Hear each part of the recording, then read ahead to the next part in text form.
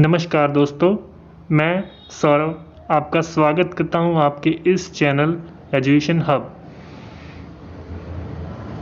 आज हम करने जा रहे हैं यूज़ ऑफ हैज़ हैव, अर्थात हैज़ हैव का प्रयोग करना हम सीखने जा रहे हैं।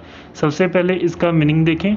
दोस्तों, अगर मैं बात करूं हैज़ तथा हैव के मीनिंग की, तो इन दोनों वर्ड्स का हिंदी अर्थ एक ही होता है। बस नियम के अनुसार कुछ सब्जेक्ट के साथ हैज़ का प्रयोग होता है और कुछ के साथ हैव का। हैज़ हैव का अर्थ है पास होना, रखना, अधिकार या संबंध जताना। जी हाँ दोस्तों, हैज़ तथा हैव दोनों का ही हिंदी अर्थ होता है पास होना, रखना या अधिकार, संबंध का भाव प्रकट करना। किंतु यहाँ एक चीज़ ध्यान देने वाली है दोस्तों कि हिंदी से इंग्लिश ट्रांसलेट करते समय हैज़ हैव का इस्तेमाल दो तरह से किया जाता है। एक तो पोजेशन, अधिकार का भाव प्रकट होना के रूप में, और दूसरा प्रेजेंट परफेक्ट टेंस के वाक्यों में हेल्पिंग वर्ब के रूप में। ऊपर मैंने जो हैज़ हैव का हिंदी मीनिंग बताया वो केवल पोजेशन के रूप में यूज़ होने वाले हैज़ हैव के लिए है। ये सब कुछ आपको तब और भी अच्छे से समझ आ जाएगा जब हम बारी बारी से इन दोनों स्थिति में हैज़ हैव के प्रयोग के बारे में अलग अलग उदाहरणों के साथ देखेंगे। यूज़ ऑफ हैज़ हैव इन हिंदी। सबसे पहले हम देखते हैं पोजेशन के रूप में इसको कैसे यूज़ किया जाता है। तो सबसे पहला रूल है, जब वाक्य में सब्जेक्ट के पास कोई चीज़ होने का बोध होता है, अर्थात जब आपके पास या किसी अन्य व्यक्ति जिसे हम ही, शी, दे, वी, यू या उसके नाम के द्वारा प्रोनाउंस करते हैं, इन लोगों के पास कोई चीज़ हो या नहीं हो या पूछने के लिए कुछ शब्द इस्तेमाल हो रहे हैं, तो वहाँ पे हम हैज़ हैव का इस्तेमाल करते हैं। उदाहरण के लिए, मेरे पास एक कलम है। यहाँ पे मेरे खुद के पास एक कलम है, आई हैव अ पेन। तुम्हारे पास कार है, यू हैव अ कार, किसी और के पास है। राम के पास घड़ी है, किसी तीसरे पर्सन के पास। Ram has a watch, have, has, दोनों का प्रयोग यहाँ हो चुका है। दोस्तों, इन वाक्यों में सब्जेक्ट के पास कुछ होने का बोध तो हो रहा है। अगर पहले वाक्य पे ही ध्यान दें तो राम के पास एक कलम है। इस वाक्य में राम का कलम पे अधिकार बोध हो रहा है। इस वाक्य में यह भी बताया गया है कि राम के पास कलम है। ऐसे वाक्य को बनाने के लिए ही वाक्य के सब्जेक्ट के अनुसार हैज़ हैव का प्रयोग किया जाता है। दोस्तों, अब बात आती है किस तरह के सब्जेक्ट के साथ हैज़ का प्रयोग होगा या किस तरह के सब्जेक्ट के साथ हैव का प्रयोग। इसको अच्छे समझने के लिए मैंने एक चार्ट बनाया जिसमें मैंने बताया है टाइप्स ऑफ पर्सन के बारे में। टाइप्स ऑफ पर्सन 3 हिस्सों में बटे हैं। सबसे पहले फर्स्ट पर्सन, सेकंड पर्सन और थर्ड पर्सन। ये 3 तरह के पर्सन्स हैं। फर्स्ट पर्सन क्या होता है? फर्स्ट पर्सन हमेशा खुद को मानना, यानी कि मैं या हम, ये 2 शब्द जिन्हें फर्स्ट पर्सन कहा जाता है। उसके बाद सेकंड पर्सन, यानी कि फर्स्ट पर्सन जिससे बात कर रहा है वो होता है सेकंड पर्सन, उसमें हमेशा यू आता है, यू या नाम। तो थर्ड पर्सन क्या होता है? फर्स्ट पर्सन सेकंड पर्सन से जिसके बारे में बात कर रहा है, सेकंड पर्सन फर्स्ट पर्सन से जिस चीज़ के बारे में बात कर रहा है, उन लोगों को थर्ड पर्सन कहा जाता है। जैसे ही, शी, इट या नाम से संबोधित किया हो। अब इन्हीं के एग्जाम्पल हम सिंगुलर और प्लूरल के फॉर्म में समझेंगे दोस्तों। सबसे पहले फर्स्ट पर्सन का सिंगुलर में, आई हैव अ पेन, मेरे पास एक कलम है। ये मैंने कहा था फर्स्ट पर्सन में हमेशा मैं की बात की जाएगी, तो ये रहा। और फिर आती है प्लूरल के फॉर्म में, वी हैव अ पेन, हम लोगों के पास एक कलम है। अब यहीं दोस्तों चलते हैं सेकंड पर्सन पे। सेकंड पर्सन में यू हैव अ पेन, यानी कि मैं जिससे बात कर रहा हूँ, यू हैव अ पेन, आपके पास एक कलम है। यू हैव अ पेन, आप लोगों के पास एक कलम है। ये अब ये देखिए दोस्तों, ये सिंगुलर में भी यही है, प्लूरल में भी यही है। अब देखिए दोस्तों, यू एक ऐसा वर्ड है जहाँ पे गेस करना बड़ा मुश्किल है कि यू सिंगुलर की बात हो रही है या प्लूरल, क्योंकि अगर आप ध्यान दोगे तो अगर कोई अकेला पर्सन होता है उसे भी आप यू कहते हैं, और 2-3 लोग होते हैं तो उन्हें भी आप कई बार यू बोलते हैं। तो इसलिए यू एक ऐसा है जो सिंगुलर भी है, प्लूरल के रूप में भी सेम प्रयोग किया जाता है। इसी के साथ दोस्तों हम आते हैं अपने थर्ड पर्सन पे। थर्ड पर्सन में हम देखते हैं उसके पास एक कलम है या राम के पास एक कलम है। क्योंकि उसके या राम दोनों ही सिंगुलर हैं, इसलिए यहाँ पे हैज़ का प्रयोग हुआ है, राम हैज़ अ पेन। अब यही चीज़ प्लूरल में, they have a pen, the boys have a pen. क्योंकि यहाँ पे प्लूरल वर्ड है इसलिए यहाँ पे हैव का प्रयोग किया गया है। तो इस प्रकार हम निष्कर्ष पर निकलते हैं कि आई, वी, यू, दे तथा प्लूरल नाउन के साथ हैव का प्रयोग होता है और ही, शी, इट या सिंगुलर नाउन के साथ हैज़ का प्रयोग होगा। चलिए इसी के साथ अब हम आगे बढ़ते हैं। आइए अब हम सभी प्रकार के वाक्यों का उदाहरण देखते हैं जिनमें हैज़ हैव का प्रयोग हुआ। इससे आपको बहुत कुछ अच्छे समझ आ जाएगा। अब अफर्मेटिव के केस में इसका रूल क्या है दोस्तों? Subject plus has have plus object. ये जो हैज़ हैव है ये सब्जेक्ट के हिसाब से लगेगा। सबसे पहले हिंदी सेंटेंस, मेरे पास एक कार है। आई के साथ हमेशा हैव लगेगा, हमने पहले पढ़ा था। I have a car. उसके पास मतलब अकेला आदमी है, उसके पास 2 बैल हैं। He has 2 bulls. राम के पास एक घर है, राम अकेला आदमी है इसलिए has. Ram has a house. लड़कों के पास केवल एक कलम है, लड़कों मतलब ढेर सारे लोग। The boys have only 1 pen, इसलिए यहाँ पे हैव लगा है। लड़कियों के पास बहुत सारे कपड़े हैं। The girls have many clothes, क्योंकि यहाँ पे लड़कियाँ ढेर सारी हैं इसलिए यहाँ पे हैव का प्रयोग हुआ है। हमारे पास पर्याप्त पैसे हैं।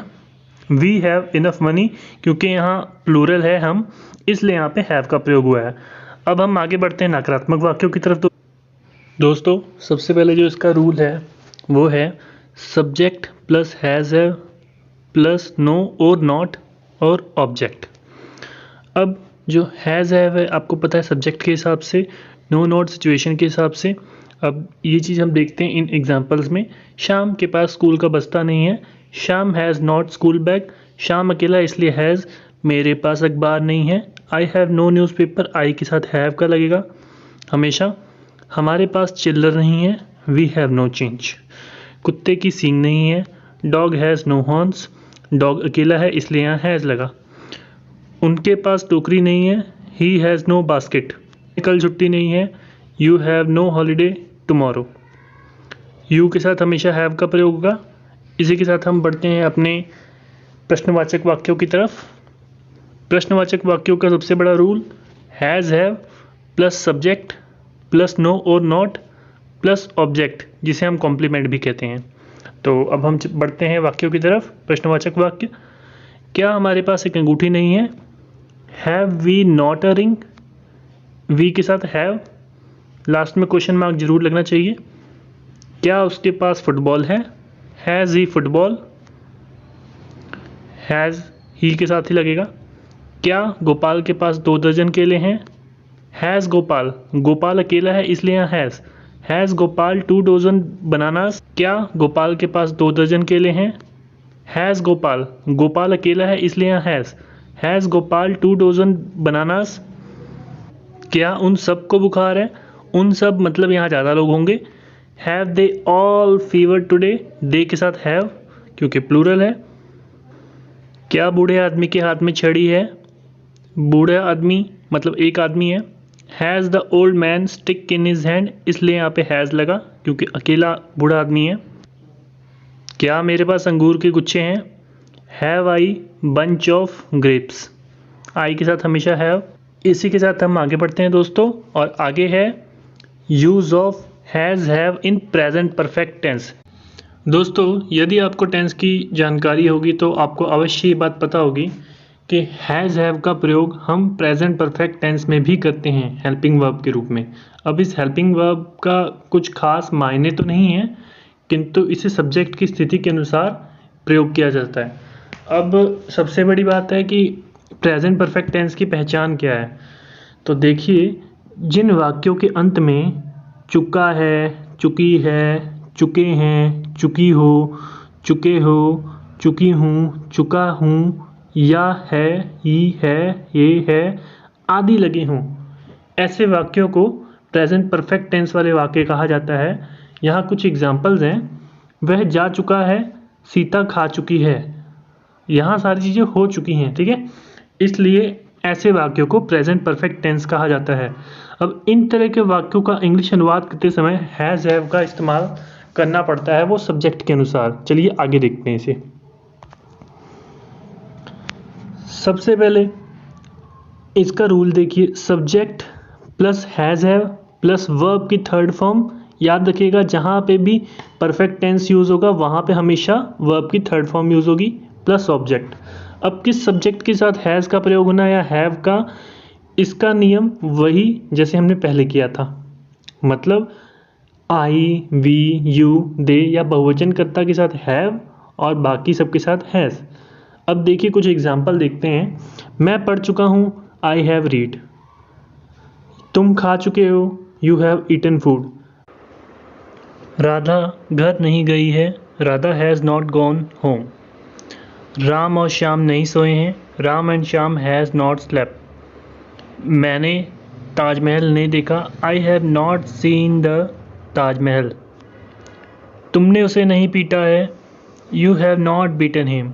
मैंने नहीं नहाया है, I have not taken bath. मेहमान नहीं आए हैं, the guest have not arrived. तो दोस्तों आई होप आपको यहाँ पे हैज़ हैव का प्रयोग समझ आ गया हो। अब हम अपने नेक्स्ट इंटरोगेटिव सेंटेंसेस की ओर रुख करते हैं। तो दोस्तों इसी प्रकार इंटरोगेटिव सेंटेंसेस या प्रश्नवाचक वाक्यों में हैज़ हैव सब्जेक्ट के अनुसार प्रयोग होता है। अब इसका रूल देखिए, has have plus subject plus verb की third form plus object, last में क्वेश्चन मार्क। क्या सिपाही ने चोर को पकड़ लिया है, has the policeman caught the thief. Catch का जो थर्ड फॉर्म होता है वो कॉट होता है और लास्ट में हमें क्वेश्चन मार्क डालना है। क्या आपने यह पुस्तक पढ़ ली है, have you read the book.